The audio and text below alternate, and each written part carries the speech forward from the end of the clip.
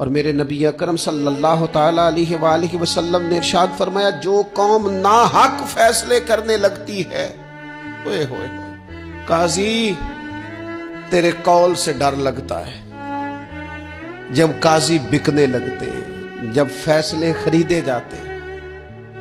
जब अदालतों के रेट लगते हैं, जब मन चाहे फैसले लिए और दिए जाते हैं, रसूल करीम सल्लल्लाहु ताला अलैहि वसल्लम ने फरमाया, जो कौम ना हक फैसले करने लगती है उस कौम में खून रेजी फैल जाती है। जब मुजरम को सजा नहीं मिलती तो फिर मैंने देखा है कई दफा वो लोग जो बड़े अच्छे तरीके से थ्रू प्रॉपर चैनल गए थे कि मैं दरवाजा खटखटाऊंगा अदालत का, लेकिन जब वहां से इंसाफ ना मिला